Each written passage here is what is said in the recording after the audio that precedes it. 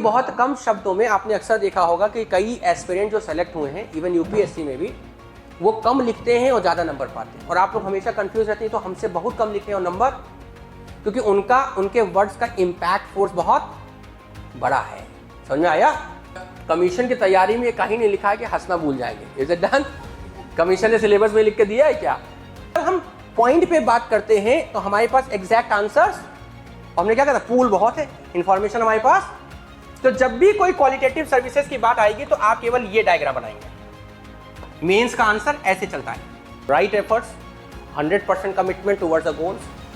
आप केवल एफर्ट्स डालिए, 100% कमिटमेंट रखिए, जैसे ही राइट टाइम आएगा आपकी सारी चीज़ें प्लेस हो जाएंगी। पूरा वार्म अप चाहिए, है ना? So good morning to all. अभी भी मज़ा नहीं आया। एवरीबॉडी एक साथ एक सुर में, गुड मॉर्निंग टू ऑल। हाँ, that should be the voice. तो देखिए, you people are going to appear for the mains, I think, हाँ या ना? आप लोग मेंस में अपीयर होने जा रहे हैं। हमारा आपका भी पहला क्लास है, तो कंफर्टेबल होने में आई थिंक 3 से 4 घंटे लगेंगे। तो हो सकता है आज और कल तक कंफर्टेबल होने में क्या लगेगा, टाइम लगेगा। थोड़ा आप हमको समझेंगे, हम आपको समझेंगे, हाँ या ना? फिर एक दूसरे को समझा जाएगा। But the basic purpose is कि हम यहाँ पर अपने मेंस के ऑब्जेक्टिव को क्या करें, कंप्लीट करें। मेरे को जो इंस्ट्रक्शंस है वो ये है कि it's a completely mains course, हाँ या ना? तो आप लोग you are going to appear for the mains, हाँ या ना? एवरीबॉडी यस और नो? हाँ, 2-3 बातें बोल रहा हूँ, उसको समझिएगा जरा, ट्राई टू अंडरस्टैंड। कुछ एक लॉ लिख लीजिए, गॉट द पॉइंट। सबसे पहला है right efforts and 100% commitment towards the goals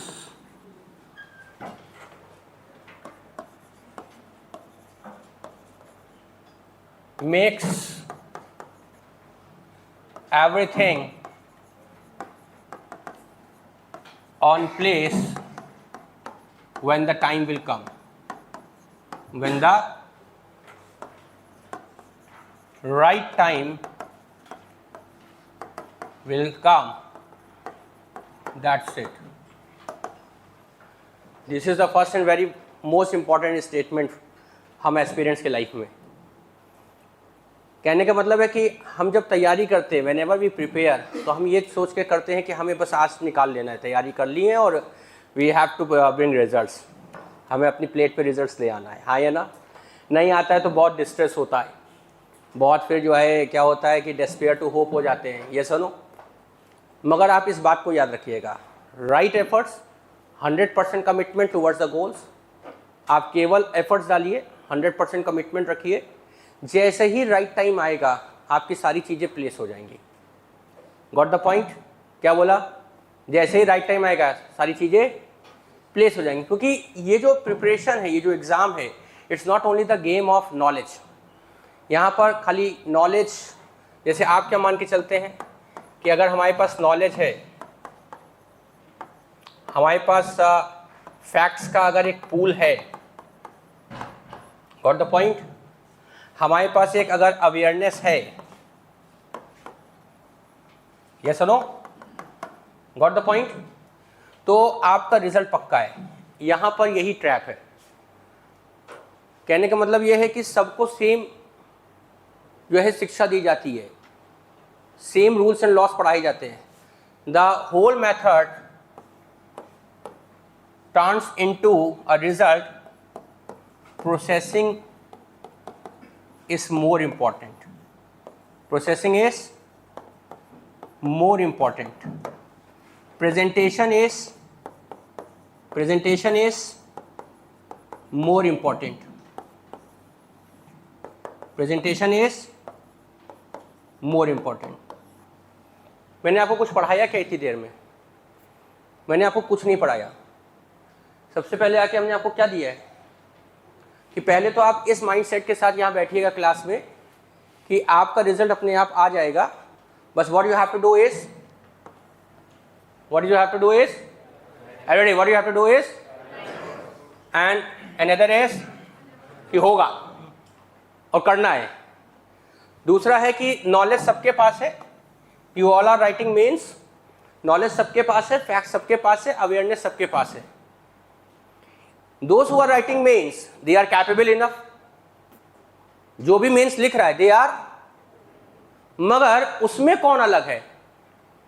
because the winners don't do things different, they do things differently. तो सारा गेम कहां पे जाता है मेंस में? प्रोसेसिंग में और so there is always a set of rules to write mains answer. हमेशा मेंस आंसर लिखने के कुछ क्या है? सेट ऑफ रूल्स हैं कि सेम इंफॉर्मेशन आप लिखेंगे, मगर आपका आंसर ज्यादा प्रेजेंटेबल है, हाईली प्रोसेस्ड है, आपको नंबर ज्यादा मिलेगा। आपको नंबर, इट्स नॉट लाइक कि नंबर कम मिलेगा इट्स लाइक कि ऐसा होता है। Is it done? यस और नो? जबकि जनरल डेज में इनका नॉलेज आपसे ज्यादा था। जब आप मान लीजिए बीइंग एग्जामिनर, अगर हम इनसे डिस्कशन कर रहे हो तो जनरल डेज में इनका जो नॉलेज का पूल है, इनका जो नॉलेज का बेस है वो आपसे ज्यादा है, मगर नंबर कौन फच करके ला रहा है? Who is fetching the marks? जिसका नॉलेज कम है।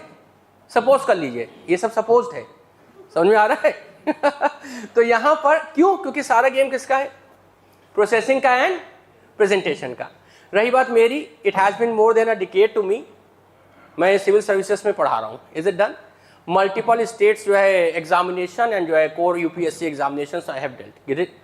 तो यहाँ पर ओपीएससी भुवनेश्वर, जम्मू कश्मीर जेकेपीएससी, फिर उसके बाद WPSC that is West Bengal Kolkata, फिर उसके बाद Bihar PCS, Uttar Pradesh PCS, got the point, and अभी यहाँ पर असम पीसीएस भी एक जुड़ गया। Is it done? तो अब मैं कहीं भी जाऊँगा तो बोलूँगा कि आई have dealt the Assam PCS also. Is it done?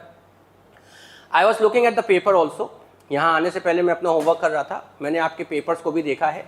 आपके पेपर्स में क्वेश्चंस का पूल अच्छा है। सबसे अच्छी बात यह कि क्वेश्चंस का स्टैंडर्ड है। क्वेश्चन का क्या है? स्टैंडर्ड है। मज़ा तभी आता है पढ़ाने में जब क्या है, क्वेश्चन का स्टैंडर्ड हो। Is it done? यस और नो? तो एक बार फिर से दिल से, हाउ इज द जोश? ये जोश है तुम लोग का। हाउ इज द जोश? ये ना एक साथ एक सुर में ऐसा जोश कि क्लास की दीवारें हिले। समझ में आया? हाउ इज द जोश? ये हाई हो गए। हाउ इज द जोश? तुम लोग नहीं मानोगे, तुम्हारे मुंह से जोश भी ऐसा हाई निकल रहा है। ये हाई को तुम लोग इतना लो निकालते हो, ये हाई भी शर्माता होगा। हाँ ये ना चलो कमिंग अपार्ट। तो यहां पर जो मॉड्यूल हम डील करेंगे आपको वो है एनवायरमेंट एंड डिजास्टर मैनेजमेंट। ठीक है? क्या है? Right down, environment and disaster management.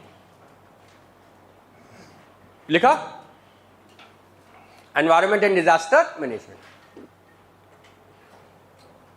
So हमें सबसे पहले, आप लोग के पास सिलेबस है मेंस का? Do you have a syllabus or not? हाँ या ना? कहाँ दिखाइए, शो मी द सिलेबस। कहाँ है? Where is the syllabus? कहाँ है सिलेबस? कहाँ है? कोई कह रहा है घर में है सर, कोई कह रहा है सर मोबाइल में ढूंढ रहा हूँ सर, कोई कह रहा है सर बैग में है सर। हाँ है ना? बिना सिलेबस से कभी पढ़ाई होती है? Where is the syllabus? अच्छा, व्हाट इज द सिलेबस? क्या है सिलेबस में? एनवायरनमेंट के लिए क्या क्या यूज किया है? कौन कौन से वर्ड्स यूज किए हैं? हाँ अच्छा, और सिलेबस में क्या लिखा है? सिलेबस के कीवर्ड्स क्या हैं? कौन बता पाएगा? यहां कौन बता पाएगा? What are the keywords given in the syllabus?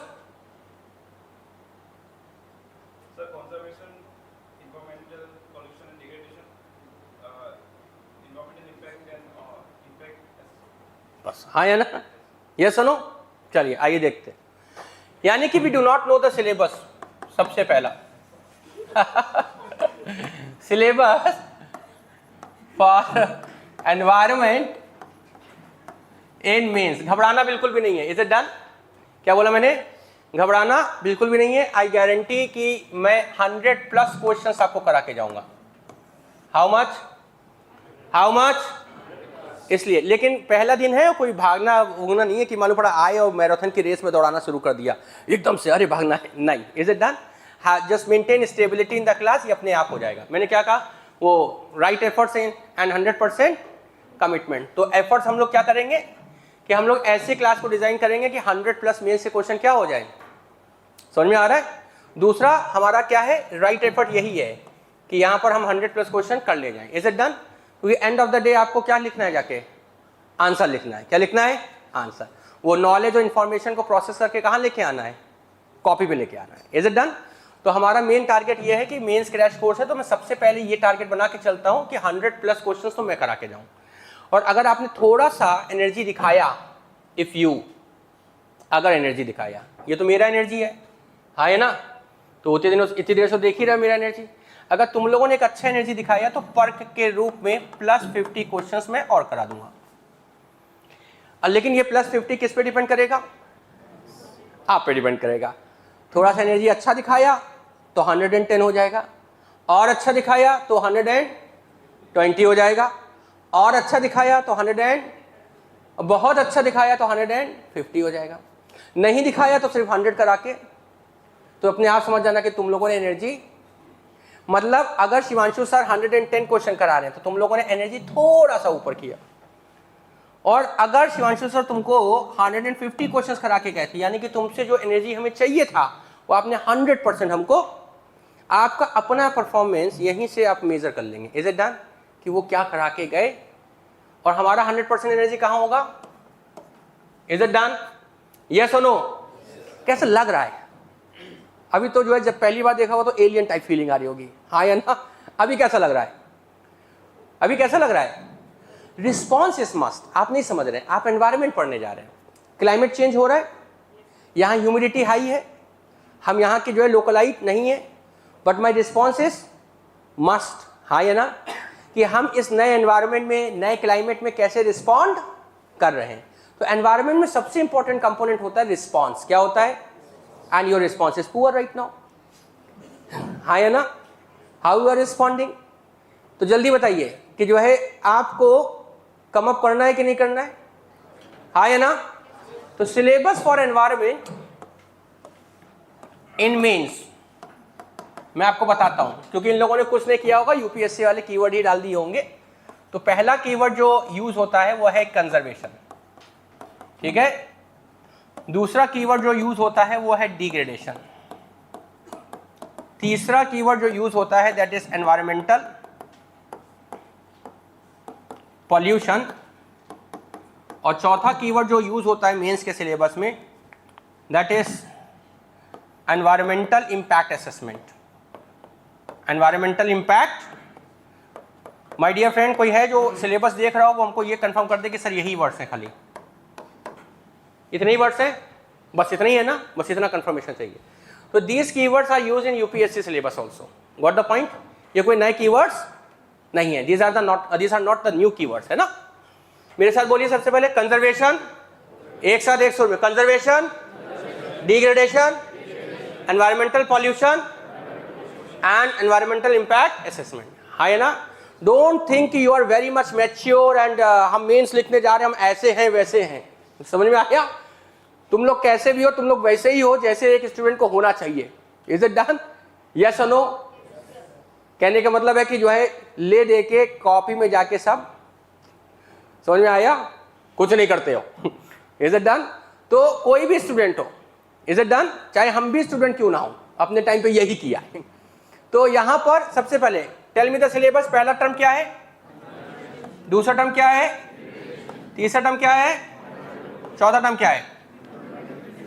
My first question to you is, उतार लिया ना, उतारते चल रहे ना, हाँ है ना। My next question to you is what is degradation. बस यही समझ लेंगे, मेंस का पूरा काम यहीं से हो जाएगा। व्हाट इज डिग्रेडेशन, जल्दी सोचो, व्हाट इज डिग्रेडेशन। सोचो, बोलना है ना, रिस्पॉन्ड करना है। क्या बताया मैंने, रिस्पॉन्स। नहीं तो क्लास के बाद जो है मेंस के एग्जाम में कैसे रिस्पॉन्ड करोगे, है ना, फिर इंटरव्यू भी होगा, है ना। What, depreciating. एक ने हमको आंसर दिया डेप्रिशिएटिंग, चलो अच्छी बात है। और कोई दूसरा? मुझे आपका परफॉर्मेंस निकालना है, मैं बहुत समय से परफॉर्म कर रहा हूं मुझे किसका परफॉर्मेंस निकालना है? आपका। हाँ, दूसरा लॉस। और जल्दी जल्दी जल्दी बोलो, नहीं तो मैं आ रहा हूं, रुको तुम लोग के पास समझ में आ रहा है? बोलो है? डेटीरियोरेशन है ना, डेटीरियोरेशन। हाँ बोलो ना, डरो नहीं। डेटीरियोरेशन है ना, डरना बिल्कुल नहीं है। मैं कुछ डांटने वाले इंसान नहीं हूं, मैं केवल तब डांटूंगा जब डिसिप्लिन कॉम्प्रोमाइज होगा, ठीक है? नहीं तो मुझे बहुत अच्छा पसंद है कि बच्चा रिस्पॉन्ड करे, उसके माइंड में क्या है वो सामने टेबल पर आए। क्या है? टेबल पर आए। डेटीरियोरेशन। और है रस्टिंग, रस्टिंग रस्टिंग नहीं बोलेंगे चलिए ठीक है, ये फिर भी कुछ एक्यूरेट वर्ड तो नहीं है। डिग्रेडेशन का मतलब होता है, समझिए, जैसे अभी शिवांशु सर पढ़ाने आए हैं आपको, तो अभी आपको कैसे लगे? एनर्जेटिक लगे, हाँ है ना? फिर उसके बाद अपीलिंग भी लगे, उनका थ्रो भी आपको समझ में आ रहा है कि थ्रो इम्पैक्टफुल है। मगर मान लो दोबारा पढ़ाने आए, एनर्जी है ही नहीं अब, सोच के देखो। और आए हो बस पढ़ाना क्या कर दिया, कहीं इन्होंने तो बात भी नहीं करी। मन में क्या रहे? पहले आए थे तो क्या करते थे? बात कर रहे थे, पूरा वार्म अप किया था, और अभी शुरू हो गए। तो आप कहेंगे ये वो शिवांशु सर नहीं है जो पहले हुआ, इनमें थोड़ा क्या आ गया है। और क्योंकि क्वालिटी ऑफ डिलीवरी पहले के कंपैरिजन में कम हो गई है, तो आप क्या कहेंगे? बहुत ही डिग्रेड कर गए। क्या कर गए? डिग्रेड कर गए। यानी कि अब वो क्वालिटी तो डिग्रेडेशन का मतलब होता है lowering in the quality of environmental components, lowering in the quality of environmental components। हाँ या ना? तो अगर आपने शिवांशु सर को ये देखा, if you have seen Shivanshu sir and देखा कि अब वो क्वालिटी नहीं है जो पहले हुआ करता था, तो शिवांशु सर के पास इस समय क्या ऑप्शन है? What are the two options? पहला ऑप्शन ये है कि या तो वो अपनी सर्विस को उसी क्वालिटेटिव फॉर्म में लेकर आए जो पहले हुआ करती, तो टू रिस्टोर इट्स क्वालिटी। और अगर नहीं कर पाए और वो सर्विस नहीं दे पाए तो यहां से चाहिए। देखो सीधी सीधी बात है, क्योंकि आपके फंक्शनल ऑब्जेक्टिव्स क्या हो जाएंगे? कॉम्प्रोमाइज हो जाएंगे, मेंस का रिजल्ट और भविष्य क्या हो जाएगा? तो व्हेनेवर डिग्रेडेशन अकर्स, तो वो कंपोनेंट जो सर्विस दे रहा है, मेरी एक एक बात को बहुत ध्यान से सुनिएगा, आपको तीसरे दिन समझ में आएगा कि ये हमने किया है। Is it done? कौन से दिन? थर्ड डे समझ में आता है बच्चे को, ये तो खिसका लेगा सारा सब्जेक्ट। Is it done? हाँ या ना? तो my 5 hour session is more important. How many hours? Beginning 5 hours. Is it done? And your time has started, your time has.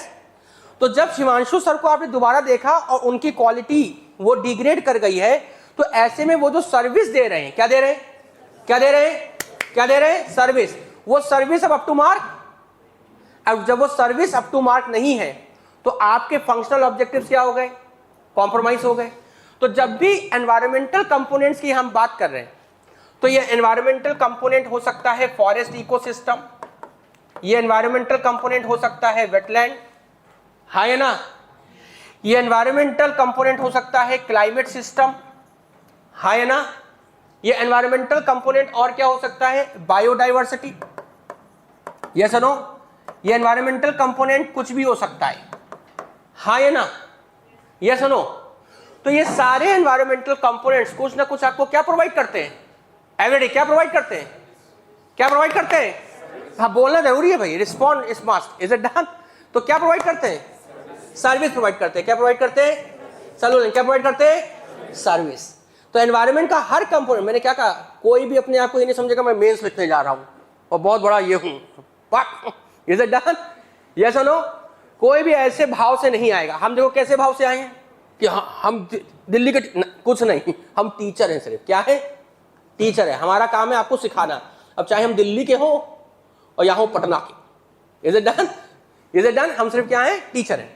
तो यहां पर मैं फिर से कह रहा हूं कि हर एनवायरमेंटल कंपोनेंट क्या देता है, सर्विस देता है। Whenever the degradation in the environmental component occurs, there occur a lowering in the quality। यानी कि जब भी किसी environmental components में degradation होता है तो जो क्वालिटी सर्विस वो दे सकता है अब वो प्रोवाइड नहीं करेगा। तो ऐसे में क्या होगा, क्या नहीं होगा, आफ्टर डिग्रेडेशन या due to degradation, that is due to degradation environmental components are incapable या becomes incapable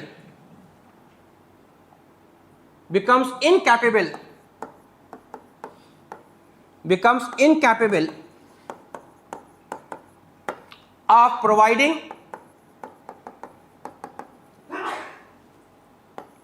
qualitative services which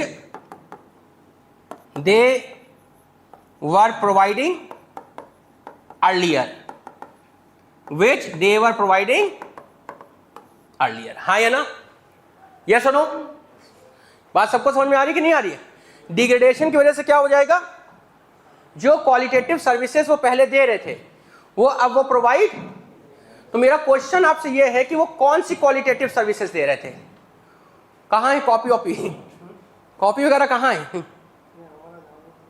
अच्छा सॉरी वो कौन सी क्वालिटेटिव सर्विसेज दे रहे थे, कौन सी क्वालिटेटिव सर्विसेज देंगे बताइए हैं?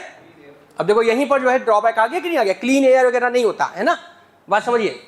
तो हम यहाँ पर ट्रैप हुए कि नहीं हुए कि हमें आज तक यही नहीं पता है कि वो कौन सी क्वालिटेटिव सर्विसेज देते हैं, हाँ या ना? तो मेरा पहला क्वेश्चन, डिग्रेडेशन का मतलब एवरीडे लोअरिंग इन द, एक साथ डिग्रेडेशन का मतलब एक साथ डिग्रेडेशन का मतलब लोअरिंग इन द क्वालिटी। किसकी क्वालिटी में लोअरिंग आएगा? अब एनवायरमेंटल कंपोनेंट्स कौन कौन से हो सकते हैं?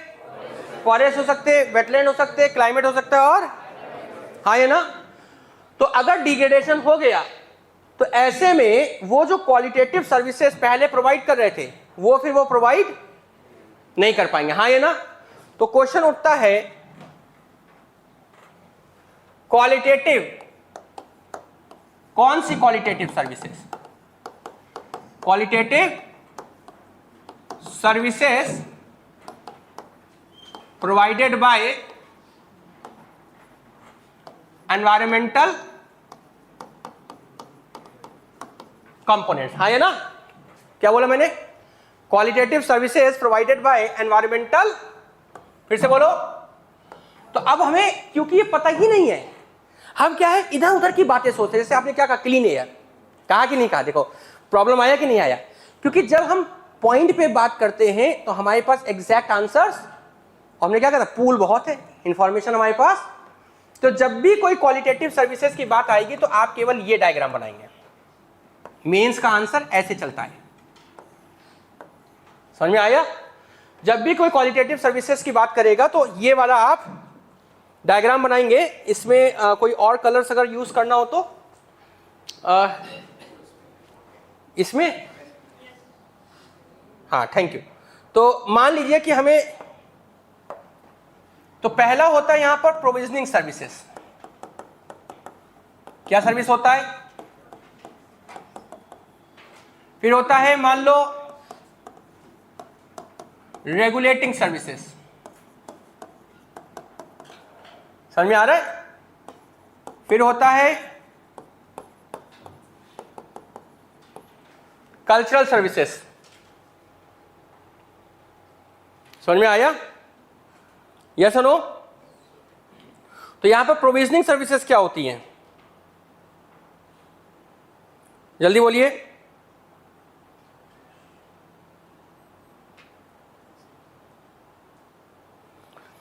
बताइए जल्दी से। एक हो जाएगा सपोर्टिंग सर्विसेज,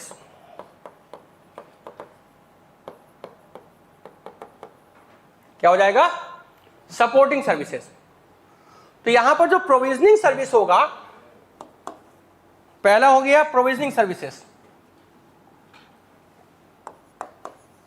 तो जब हम प्रोविजनिंग सर्विसेज की बात करेंगे तो इसका मतलब होता है provides raw material, provides raw material. देखिए पता आपको था, अब देखो जब हमने लिखा प्रोवाइड्स रॉ मटेरियल तो मन में क्या आ रहा है, पता तो हमें भी था, लेकिन हमें वैसे नहीं पता था जैसे पता होना चाहिए था। अब समझ में आया कि नहीं आया? यही इनहैंसमेंट है, यही एनरिचमेंट है। अब आया समझ में? तो provides raw material like food, fodder, fibre, जो जो मिल सकता हो, मेडिसिन्स, और आजकल वो बड़ा अच्छा चला है कॉस्मेटिक प्रोडक्ट्स, हाँ है ना। बॉयज के मन में देखो लड्डू फूटा है ना, उन्हें नहीं पता कि आजकल सबसे ज्यादा जो है क्या है, वो ज्यादा कॉस्मेटिक प्रोडक्ट्स यूज कर रहे हैं, यू नो दैट। नहीं तो 100 रुपए में जो है नाई क्या काम हो जाता था, आज 1100 रुपए दे के आते हो, ये सुनो। तो यहां पर मेरे को क्या देख रहे हो, मैं 100 रुपए में काम कराता हूं तो food, fodder, fibre, medicines, cosmetic products etcetera, is it done? फिर उसके बाद दूसरा है क्या, रेगुलेटिंग सर्विसेज। रेगुलेटिंग सर्विसेज में वो हमें क्या देगा, regulates various processes and cycles providing ecological stability, providing ecological stability. जैसे क्लाइमेट रेगुलेशन, कौन सा रेगुलेशन, जैसे वाटर साइकिल रेगुलेशन, है ना, जैसे न्यूट्रिएंट साइकिल, कौन सा साइकिल, न्यूट्रिएंट साइकिल, है ना, एटसेट्रा लिख देते हैं। Is it done?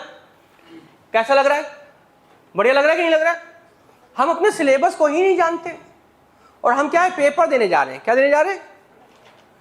आपने कभी सोचा था डिग्रेडेशन इतना बड़ा हो सकता है? तो डिग्रेडेशन का पहला मतलब हुआ लोअरिंग इन द क्वालिटी। अब जब भी किसी भी एनवायरमेंटल कंपोनेंट्स में क्वालिटी लोअर हो जाएगी तो वो सर्विसेज प्रोवाइड नहीं कर पाएगा जो सर्विसेज वो प्रोवाइड कर सकता था या जो पहले कर रहा। तो वो सर्विसेज कौन कौन सी हैं, मेरे साथ बोलो। पहला सर्विस, पहला प्रोविजनिंग, दूसरा, तीसरा और चौथा, हाँ या ना? कैसा लग रहा है, फीलिंग गुड और नॉट? Yes no? हाँ लगना चाहिए, ये रिस्पॉन्स इज मस्ट। हमें भी तो जो है वो मिलता है अप्रिशिएटिंग है, उत्साह है। तो number third is supporting services. Supporting services क्या है? सपोर्टिंग सर्विसेज इज लाइक वो डायरेक्टली रोल प्ले नहीं कर रहा, बात समझिएगा। जैसे climate regulation, water cycle regulation, nutrient cycling is a direct function, is a direct role and these are called regulating services, कि अगर है तो इसे ये काम करना। सपोर्टिंग मींस उसके होने से काम हो जा रहा है, वो है तो ऐसा हो जा रहा है, उसका ऑरा इतना, समझ में आया? कुछ लोग होते ना कि तुम कुछ ना करो बस खड़े हो जाओ, तो बस खड़े रहो, तुम बस पीछे रहो, यानी कि उसका ऑरा इतना बड़ा है कि उसके होने से कुछ काम हो रहा है। सपोर्ट क्या बोलते हैं उसे? जैसे अगर मैंग्रोव्स हैं तो वो हैबिटेट प्रोवाइड करेगा ही करेगा, हाँ या ना? अगर फॉरेस्ट है तो वो अपने आप सॉइल को कंजर्व, अगर मान लो जो है कोई भी इकोसिस्टम है तो सॉइल कंजर्वेशन, हैबिटेट के अलावा वो रिप्रोडक्टिव ग्राउंड, क्योंकि उसके होने से है वो काम उसके। अगर वो नहीं है तो वो फिर चीजें, मैंग्रोव हटा लो, ये तो भाई बात समझिएगा, मैंग्रोव हटा लेते, मैंग्रोव हटा के ले जाते अपने घर और फूक ताप के बराबर कर देते। तो जिस दिन आप मैंग्रोव हटा देंगे सारे, उस दिन से क्या हो जाएगा, जो है हैबिटेट, रिप्रोडक्टिव ग्राउंड, हाँ है ना, सब कुछ होना तो उसके सपोर्ट, तो यानी कि अगर वो है तो वो उसका सपोर्ट, मैंग्रोव अगर नहीं है तो कोस्टल डिफेंस, सुनामी वेव्स को वो काउंटर, साइक्लोन्स की एनर्जी को वो काउंटर, तो as a part of it. तो सपोर्टिंग सर्विसेज क्या है? Services that are provided due to its presence, like habitat, reproductive ground,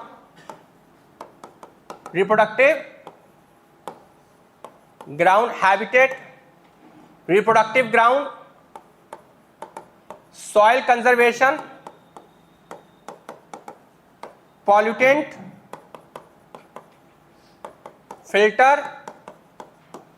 coastal protection,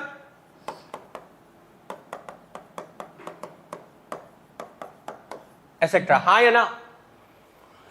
yes और नो? कैसा लग रहा है? क्लियर हो गया? These are the supporting services, क्योंकि उसके होने से है। And what are cultural services? Research, education, knowledge of genetic information और उसका आने वाले भविष्य में फ्यूचर पोटेंशियल। हाँ या ना? किसी को पहले से पता था क्या कि जो मेडिसिन आज बन रही है वो पहले हम बना पाएंगे? नहीं ना, but that is due to the research and education, knowledge. Yes और नो? दूसरा रिक्रिएशन, आप अगर कहीं मन नहीं लग रहा तो क्या कहते हैं? जाओ कहीं घूमाओ। तो आपका नेचर के साथ जो कनेक्शन है वो दैट इज क्या? That creates a recreation. आपके मेंटल टायर्डनेस को क्या करता है? रिमूव करता है। That removes the mental tiredness. हाँ या ना? यस और नो? तो यहां पर this is called as cultural services. This is called as, उसे क्या कहते हैं? Cultural services. तो व्हाट इज कल्चरल सर्विसेज? ये क्या हो गया? तो when we are talking about the cultural services, तो cultural services are like research, है ना, education, tourism, recreation. Yes no? कैसा लग रहा है? रिक्रिएशन, फिर उसके बाद क्या हो जाएगा? वर्शिप। आपके यहां भी कोई ना कोई पेड़ की पूजा जरूर होती होगी। It's not for the first time that we humans has worship the plants and trees. It is about कि हम लोग एशियन टाइम से ही जो है वर्शिप करते हुए आ रहे हैं। हड़प्पन्स में भी आपने यही पढ़ा होगा। हाँ या ना? पढ़ा है कि नहीं पढ़ा है? तो now this is called as degradation. This is called as, कैसा लगा? परफेक्ट। तो ये क्वालिटेटिव सर्विसेज कोई भी एनवायरमेंटल कंपोनेंट प्रोवाइड नहीं कर पाता है। अब समझ में आया कि नहीं आया? And that is called degradation. कैसा लगा? परफेक्ट। अब दूसरा शब्द क्या है? What is the next word? Conservation. What is the next word? तो मैं फिर से आपसे पूछ रहा हूं, ठीक है? I am asking you. ये सबने उतार लिया? Everybody written? रिस्पॉन्ड करते रहिए भाई, हमारा क्लास सिर्फ रिस्पॉन्ड पे चलेगा, इस बात को याद रखिएगा, है ना? जितना रिस्पॉन्ड करेंगे आप उतना यहां से सीख के जाएंगे, आई गारंटी। दूसरा, my method of teaching is कि जो सीखना है वो यही सीखना है, क्लास के बाद कुछ नहीं सीखता बच्चा। समझ में आया? Everything is revision, everything is clear. हो गई बात? हाँ या ना? आप साथ देंगे हम बहुत काम करा देंगे, नहीं साथ देंगे हम काम नहीं करा पाएंगे। Is it done? यस और नो? हाँ, फिर चाहे वो दिल्ली का टैग लगा हो और या ना लगा हो। Is it done? यस और नो? हाँ। तो यहां पर द नेक्स्ट क्वेश्चन इज,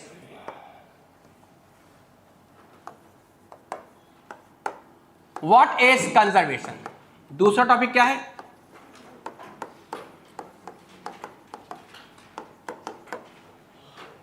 तो मान लो कि जैसे डिग्रेडेशन हुआ, if degradation happens, if degradation happens, मान लो डिग्रेडेशन हो गया, तो यहां पर क्या था? Lowering in quality of services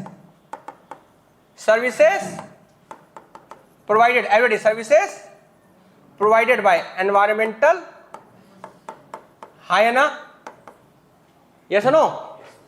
अब यहां पर दो विकल्प हैं, here we have two options, here we have how many options, here we have two options. How many options? Here we have two options. Option 1, either to restore the quality, हाँ या ना, yes or no, or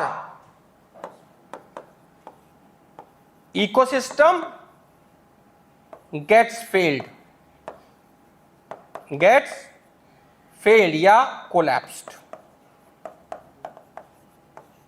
crisis, क्या आ जाएगा, क्या आ जाएगा, crisis, हाँ या ना। या तो रिस्टोर कर लो, या तो क्वालिटी को क्या कर लो, रिस्टोर कर लो, otherwise what will happen, the ecosystem will get collapsed, failed, फिर आप कुछ नहीं कर पाएंगे। यानी कि जो अर्लियर क्वालिटी थी उसको फिर से रिस्टोर करना इज कॉल्ड, तो conservation is the restoration of the qualitative services, restoration of the degraded ecosystem. कैसा लगा, समझ में आया?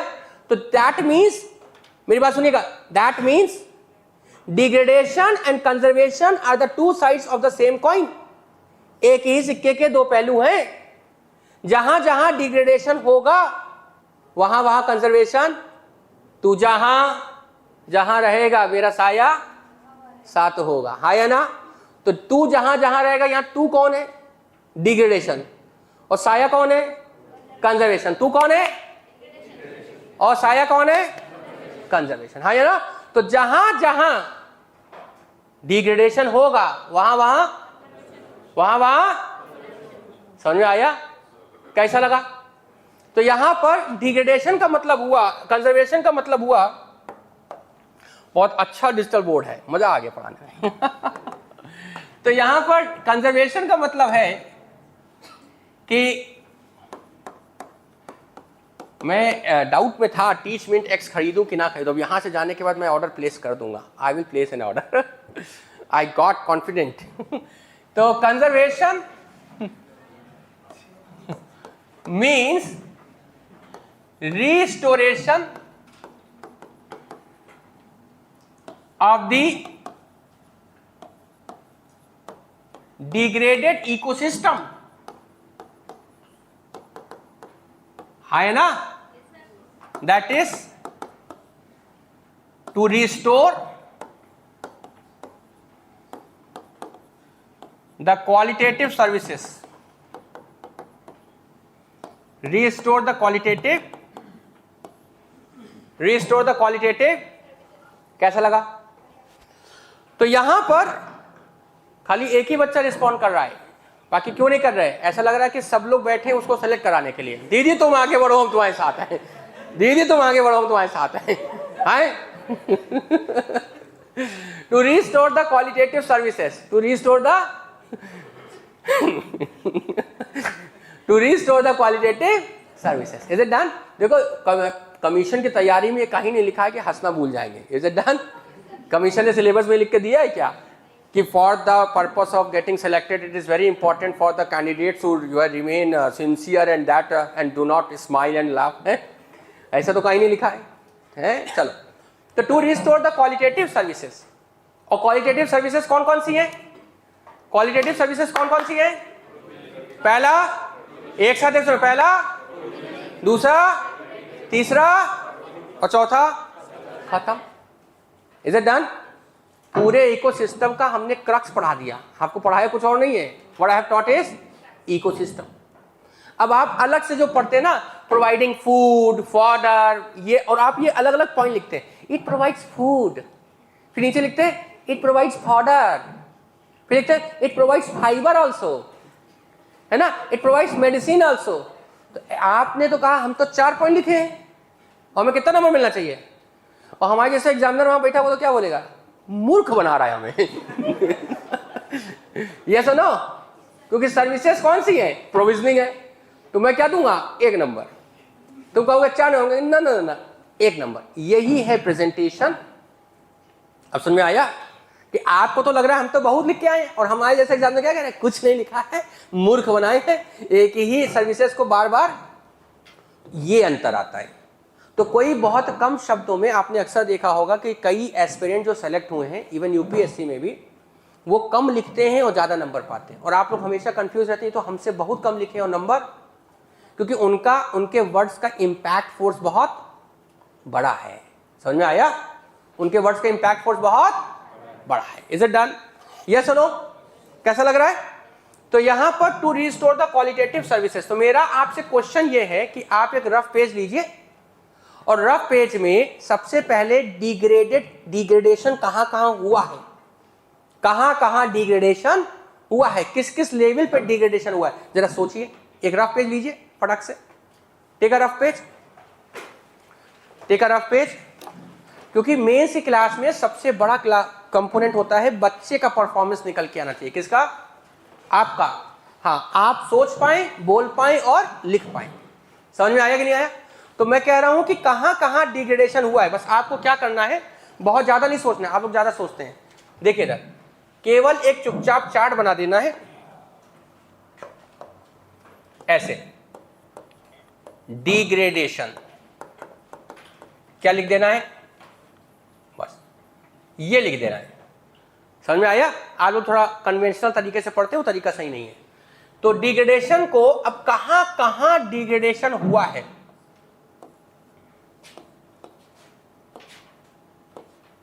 समझ में आया? एनवायरमेंट में जहां जहां आपको लग रहा हो वहां वहां बस आप लिखते जाइए डिग्रेडेशन हुआ है। I am giving you 2 minutes time. कहां कहां डिग्रेडेशन हुआ है, चलो हाँ ठीक, यही बहुत अच्छी बात। आपने कहा सॉइल में डिग्रेडेशन हुआ, वेरी गुड। और एयर और वाटर है ना, तो जैसे मान लीजिए आपने कहा एयर, वाटर, सॉइल, है ना, वॉट एवर यू से। मैं इसको यहां पे बिगाड़ दे रहा हूं, ठीक?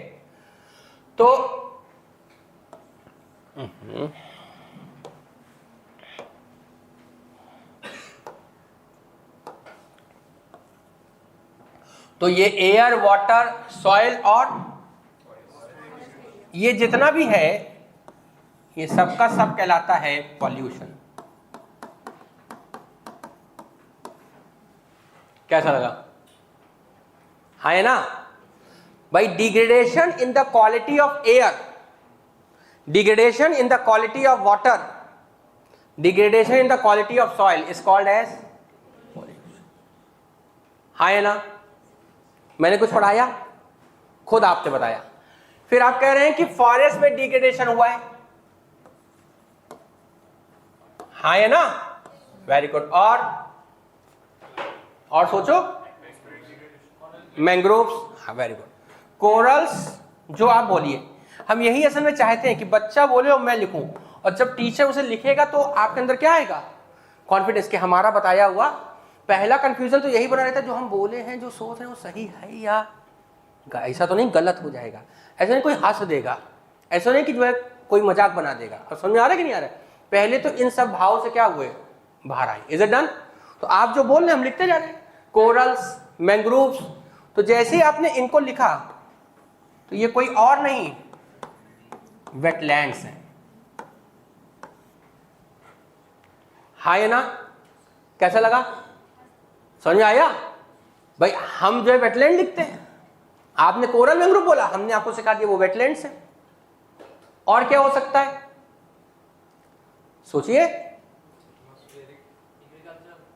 एग्रीकल्चर, वो तो सब सॉइल ऑयल में खींच गया। एटमॉस्फेयर जो बोला वो एयर पॉल्यूशन में आ गया। हाँ, अब लाइफ स्पैन ऑफ ह्यूमंस, अच्छा नहीं। और ग्लेशियर मेल्टिंग, हाँ चलिए बोलिए, हाँ अब कुछ सही है। चले, जैसे ग्लेशियर मेल्टिंग और है ग्राउंड वाटर डिप्लीशन, वो तो इसी में आ गया।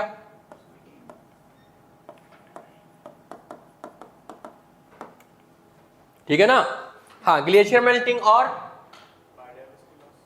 चलो biodiversity loss,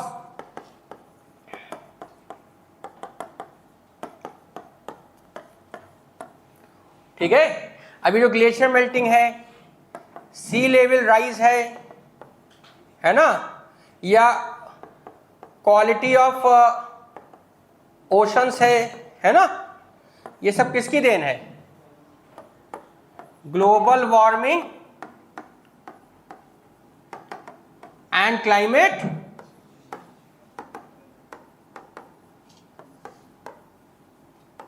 yes no, global warming and climate, कैसा लग रहा है?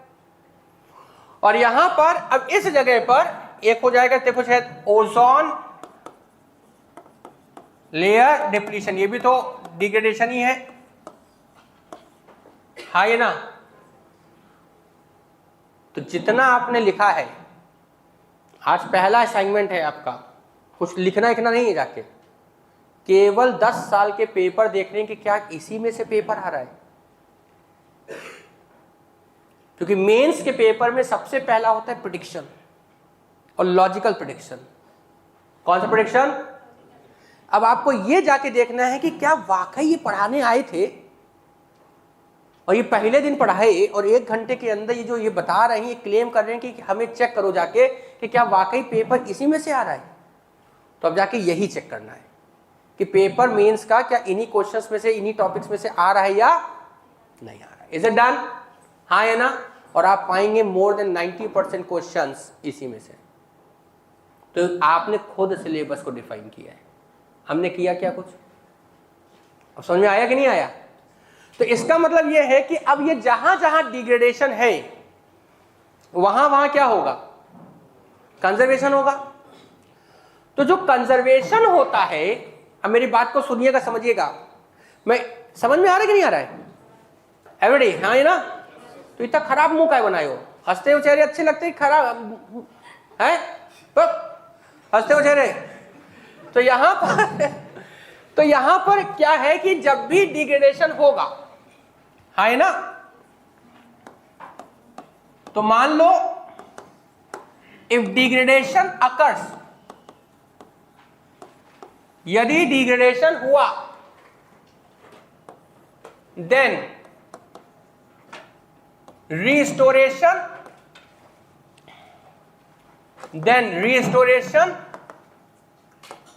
is needed, that is conservation is essential, हाँ या ना? that is conservation is essential, हाँ या ना? तो my question to you is, if conservation is essential, तो कंजर्वेशन करोगी कैसे? How you will do conservation? खाली बोल देने से काम तो my question to you is, ये बनाया, ये कंडीशन बनाई, ये बनाइए। बिल्कुल परेशान मत होइएगा, मैं बहुत समय लेके आया हूं, I have taken ample of time. दूसरी बात, मैं क्लियर हूं यहां, ठीक है ना। तो क्लास के बाद भी आप चाहें तो जो है हम आपको एक सेशन दे के, इज इट डन? यस और नो? और मुझे सुनने में आया आप रेसिडेंशियल कोचिंग है ये, हाँ है ना? तुम भी यहीं, हम भी यहीं, समझ में आया? यस और नो? तो तुम लोग भी यही कह सकते हो, जीना यहां, मरना भी यहीं, समझ में आया? इसके सिवा जाना कहां? तो यहां पर कंडीशन ए, तो कंडीशन ये कह रहा है कि degradation occurs, if degradation occurs then restoration is needed, तो conservation becomes essential. But the question arises, conservation करोगे कैसे? How? My question to you is, how conservation will be done? How conservation will be done? नहीं, ये अभी बताना नहीं है। कुछ भी तुरंत ही रिस्पॉन्स और रिएक्शन में अंतर होता है। रिएक्शन इस लाइक तुरंत दे देंगे, इंस्टेंट। रिस्पॉन्स में हमें पहले सोचना पड़ता है। तो now just take a piece of paper, एक रफ पेज लेके चला करिए हमारे साथ, है ना, अभी सब समझ में आ जाएगा। तो now take a piece of paper, और उस पीस ऑफ पेपर में अब मेरा क्वेश्चन, अनदर क्वेश्चन है, how the conservation will be done. सही क्वेश्चन है कि नहीं है? How the conservation will be, क्योंकि हम लोगों ने ये सब तो सोचा नहीं है। अच्छा प्रॉब्लम क्या है? अच्छा 2 मिनट रुकिए, put your pens down, listen to me. हम ये क्यों पढ़ा रहे हैं?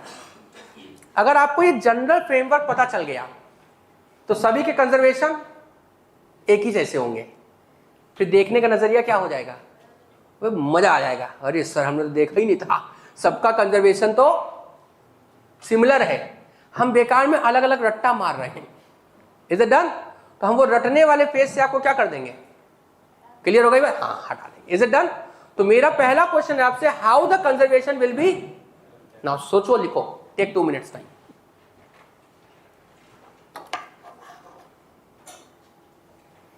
सोचना है, ये मैंडेटरी है, भले ही घुटने दर्द करे। समझ में आया? हाँ, दवाई मैं दे दूंगा। चलिए लिखिए।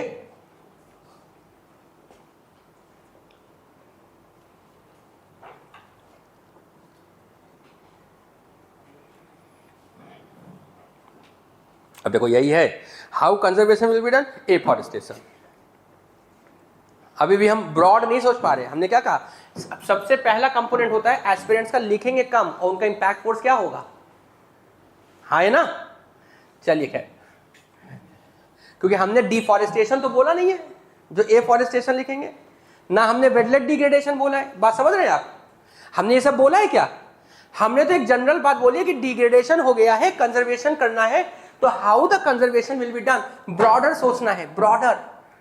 Broader you are going to become an, मतलब समझ रहे हैं, ब्यूरोक्रेट्स मुट्ठी भर लोग हैं। कैसे लोग हैं? मुट्ठी भर लोग हैं। समझ में आ रहा है कि नहीं आ रहा है? हाँ या ना? तो सोचिए जल्दी से।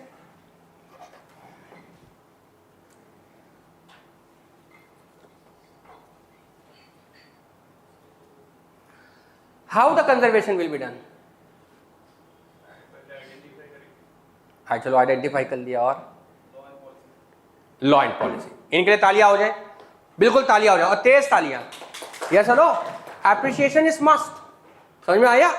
पहला है, देखो हमारे पास एक पॉलिसी फ्रेमवर्क होना चाहिए। क्या होना चाहिए? अब वो कोई भी हो, ठीक है। ये पॉलिसी फ्रेमवर्क 2 लेवल पे हो सकता है, एट इंटरनेशनल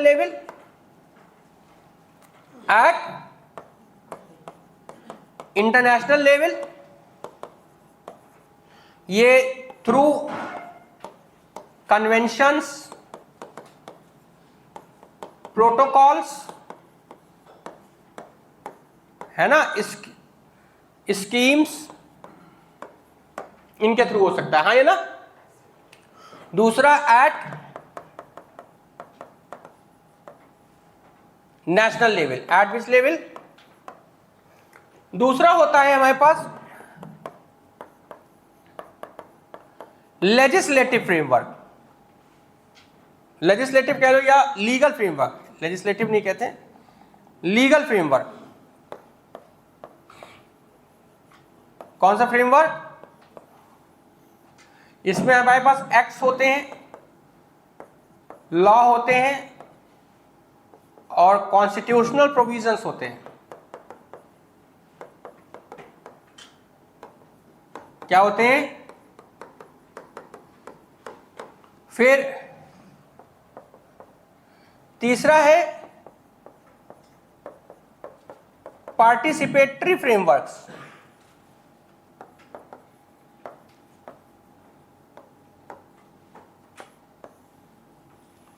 जिसमें जो वेरियस स्टेक होल्डर्स हैं दैट आर ब्रॉट टुगेदर। क्या बोलेंगे इसमें? लिखो वेरियस स्टेक होल्डर्स। देखो कहीं एफॉरेस्टेशन लिखा क्या मैंने? नहीं ना। तो various stakeholders are brought together for the conservation. Various stakeholders are brought together for the conservation by drawing their participation.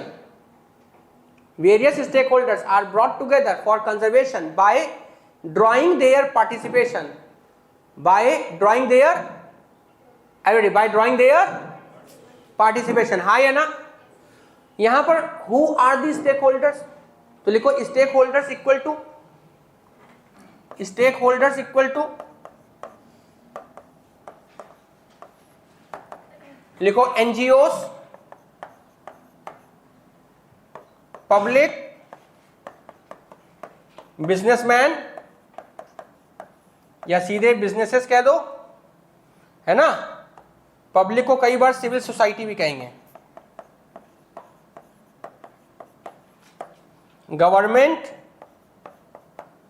Etcetera. Etcetera में कोई भी आए, किसी भी बुक में कुछ भी लिखा हो, किसी भी डॉक्यूमेंट में कुछ भी लिखा हो, ऐसे आंख बंद कर लेना, बात खत्म।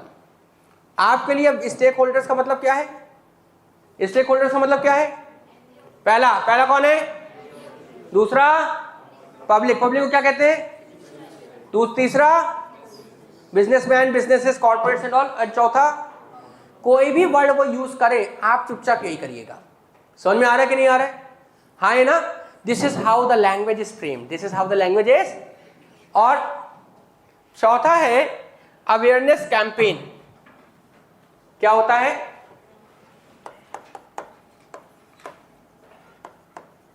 अवेयरनेस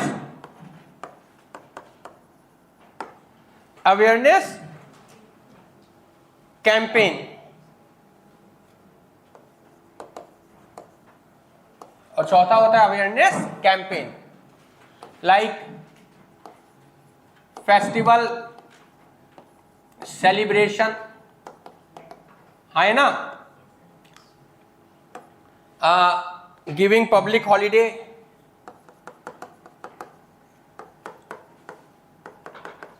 है ना? एसेट्रा। तो ये सब क्या है? अवेयरनेस है। ये सब क्या है? ये सुनो। फिर उसके बाद कोई भी कम्युनिटी ड्राइव प्रोग्राम, ठीक है, इतना ठीक है। Is it done? Awareness campaign, इतना ही। तो कोई भी कंजर्वेशन होगा, व्हाटएवर, सब में यही कंपोनेंट्स मिलेंगे। सब में क्या मिलने वाला है? कैसा लगा? तो degradation done, conservation done, environmental pollution, क्योंकि डिग्रेडेशन ही तो है। अब अपने सिलेबस को बताओ। अब सब लोग बिना देखे सिलेबस बता सकते हो कि नहीं बता सकते हो? हाँ है ना? तो सिलेबस में पहला शब्द क्या है? कंजर्वेशन। लेकिन कंजर्वेशन क्यों करना है? डिग्रेडेशन हुआ है, हाँ है ना? तो डिग्रेडेशन अगर मान लो एयर, वाटर, सॉइल का हुआ तो उसे क्या कहेंगे? पॉल्यूशन। क्या कहेंगे? पॉल्यूशन। सिलेबस डिफाइन, हाँ है ना? कैसा लगा? और एक चौथा कंपोनेंट है, वो क्या है? Environmental impact assessment. वो सबसे लास्ट में सीखेंगे। कहां सीखेंगे? सबसे लास्ट में। कैसा लग रहा है? Feeling good? अभी तक कुछ पढ़ाया क्या मैंने? आप देख लो, 1 घंटा हो गया होगा कम से कम। ना मेरे पास घड़ी है ना कुछ है, मैं फिर भी बता सकता हूँ 1 घंटे हो गया होगा। क्या टाइम हो रहा है? What is the time right now? 12:30। अच्छा है घड़ी।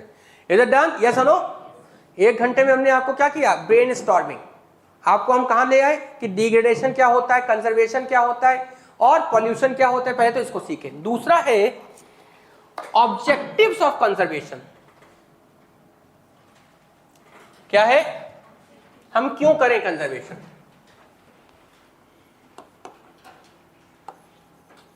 Objective of conservation. What is the objective of conservation? Any idea? बहुत नींद आ रही है, मैं बता रहा हूँ। समझ में आया? मैं सोने नहीं देता किसी को, क्योंकि जब तुम मुझे नहीं सोने दे सकते हो तो मैं तुम्हें नहीं। समझ में आया? राइट टू इक्वालिटी हमारे पास भी है, हाँ या ना? इज्जत हुई ना, हमारे इक्वालिटी के राइट का हनन हो गया है। चलिए खैर, तो ऑब्जेक्टिव ऑफ कंजर्वेशन क्या है? स्टॉप डिग्रेडेशन और है रिवॉल्यूशन, फ्यूचर हाँ बोलिए, सही बोल रहे हैं, रिस्टोर द क्वालिटी। चलो आप लोग बोलते जाओ, हम यहाँ लिखते जाते हैं। किसी ने कहा स्टॉप डिग्रेडेशन, दूसरा क्या है टू रिस्टोर क्वालिटी, और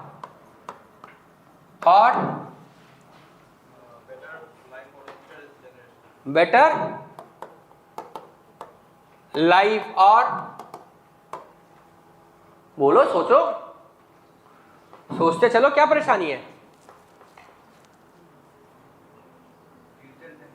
देखो मैं कोई किताब से नहीं पढ़ाता, इतना तो समझ में आ गया होगा ना, मेरे पास कुछ है लिखने के लिए, ना मैं कुछ नोट्स लेके आऊंगा। मैं 10 दिन की क्लास लूंगा ना तो मैं ऐसे ही चलता आता हूँ।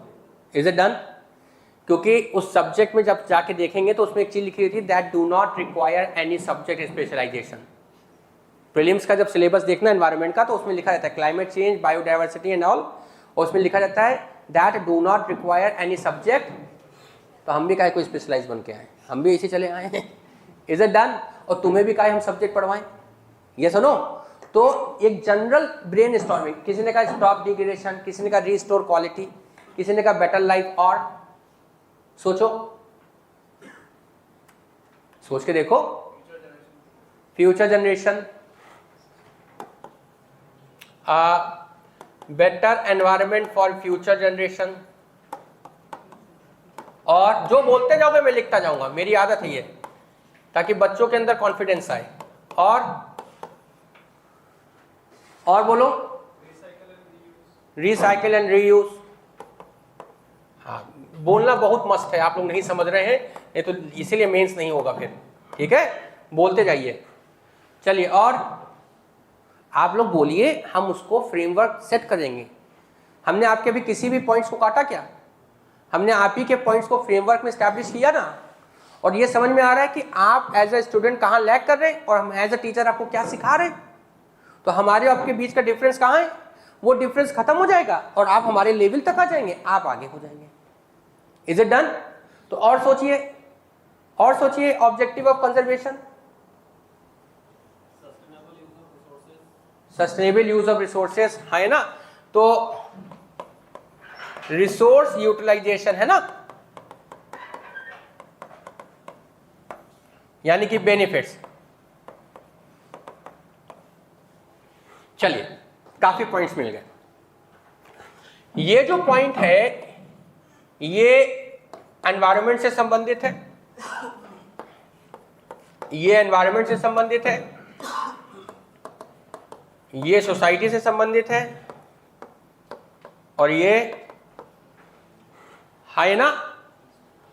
तीनों को अगर जोड़ दें तो ये है sustainable development.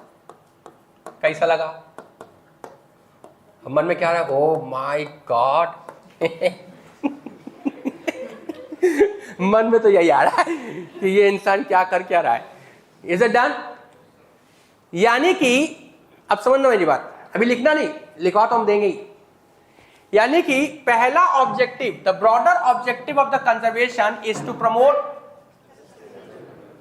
But sustainable development at which level? Environmental level, societal level and yes or no?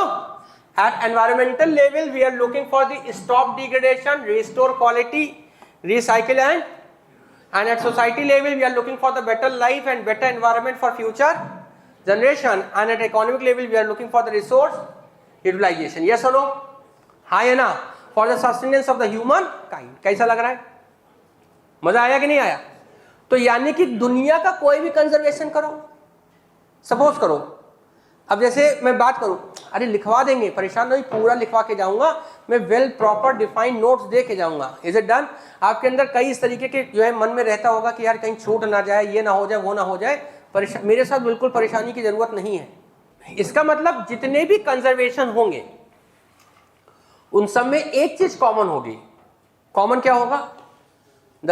To promote sustainable, है ना? जैसे फॉरेस्ट कंजर्वेशन में आप हमेशा देखेंगे कि मैनेज द फॉरेस्ट सस्टेनेबली। आप लोग की आंसर राइटिंग शीट भी ऐसी होती है क्या? Promote forest conservation in order to promote sustainable.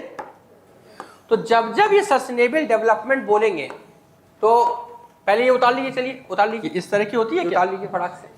है इट्स लाइक यूपीएससी टाइप, ऐसी होती है ना। तो कल से ये शीट लेके आइएगा इस तरह से, ठीक है, आंसर राइटिंग के लिए। कल आंसर राइटिंग के रूल्स दे देंगे हम आपको, है ना। इतना हो गया, है ना।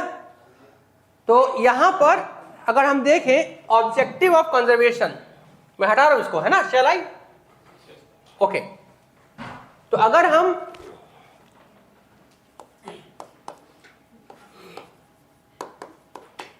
ऑब्जेक्टिव्स ऑफ कंजर्वेशन की बात करें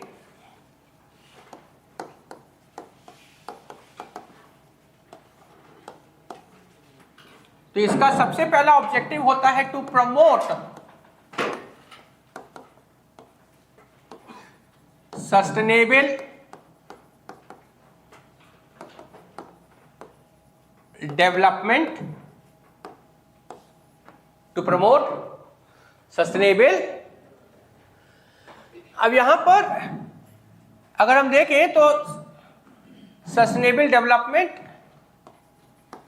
at 3 levels, at 3 levels. Level 1 at society level, level 2 at economic level, and level 3 at environmental level.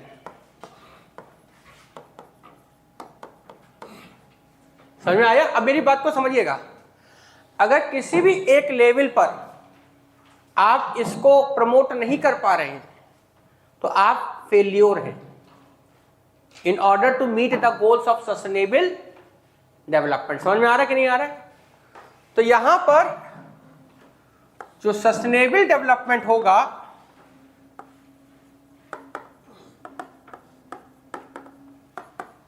वो कितने लेवल पे चला जाएगा, 3 लेवल पे चला जाएगा। एक सोसाइटी के लेवल पर, एक इकोनॉमिक्स के लेवल पर, और एक इन सब में क्या होना चाहिए, इंटीग्रिटी होनी चाहिए। तो यहां पर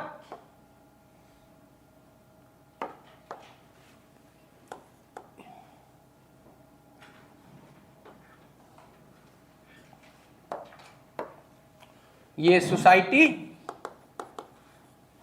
ये इकोनॉमी और ये environment. Is it done? So this is called as sustainable development. ये ट्रायंगल बनाइए। हर मेंस के क्वेश्चन में जहां जहां सस्टेनेबल डेवलपमेंट होगा ये डायग्राम बनाते चलेंगे हम लोग।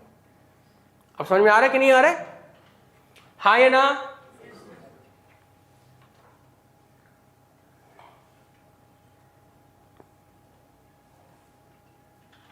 तो अब सस्टेनेबल डेवलपमेंट को देखने का कॉन्सेप्ट बदल गया। जैसे अभी हम आपसे पूछते हैं what do you mean by the concept of sustainable development, तो आप ये कहते हैं a kind of development that meets the need of the present society without compromising the ability of future generation is called sustainable development. कितने लोग यही बोलते हैं? हाथ रेस करें ईमानदारी से। समझ में आया? जो नहीं बोल रहे वो भी यही बोलते हैं। समझ में आया? ये सुनो, तो अटक से लेकर कटक तक जहां जहां पढ़ाया है सब जगह सबने डेफिनेशन यही दी है, सब जगह बच्चा एक ही जैसा है। Is it done?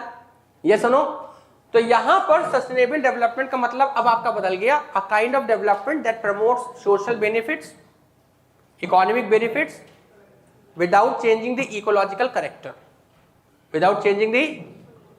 समझ में आया? तो अभी सस्टेनेबल डेवलपमेंट क्या हो गया? Now what exactly the sustainable development is? So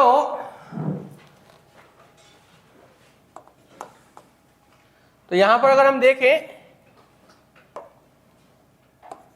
so question is what is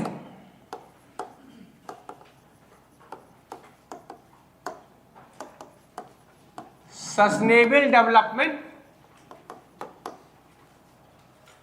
तो आप कहेंगे कि sustainable development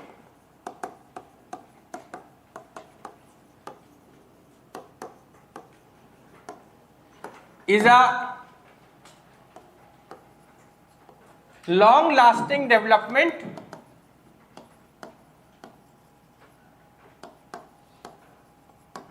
where development is intended to promote, intended to harness, चलो ठीक है, intended to promote social benefits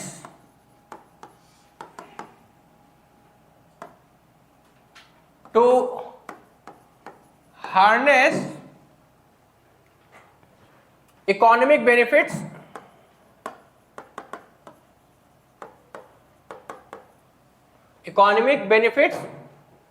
without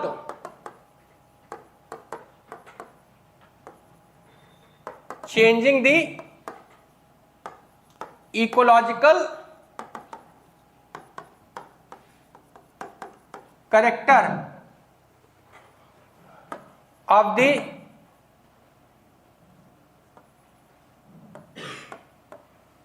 environmental components.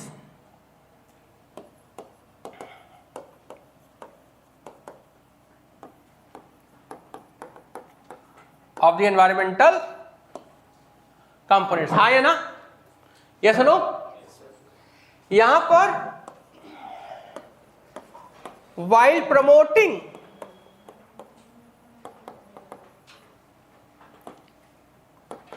sustainable development,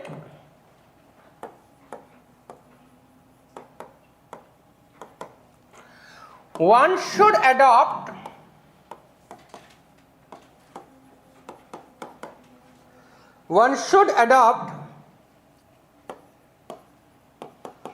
a holistic approach where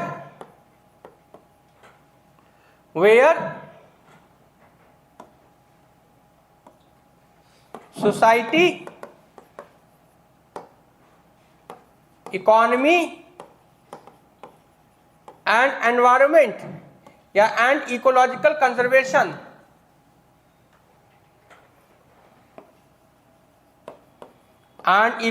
conservation should be integrated to each other. Should be integrated to, हाँ है ना? अलग अलग नहीं देखना है, सबको क्या देखना है? एक साथ देखना है, हाँ है ना? कैसा लग रहा है? तो सब कुछ क्या होना चाहिए? इंटीग्रेट होना चाहिए। क्या होना चाहिए? तो तभी देखो ऊपर वाले में जो डायग्राम बनाया उसमें सोसाइटी, इकोनॉमी सबको क्या कर दिया है? इंटीग्रेट कर दिया। Is it done? So this is what is the objectivity of the conservation, to promote sustainable. कैसा लगा? बढ़िया, परफेक्ट, हाँ है ना? तो this is what we have completed the syllabus. Syllabus complete करने में क्या बच गए आप देख रहे हैं? और सिलेबस में कुछ लिख के लाया क्या? दिमाग में हमारी एक सेटिंग होनी चाहिए। क्या होनी चाहिए? सेटिंग होनी चाहिए। तो पहला फेज हमारा पूरा हुआ। Congratulations to all. इसमें अब कोई डाउट हो, कोई दिक्कत हो तो बताइए, वैसे तो होती नहीं है। समझ में आया?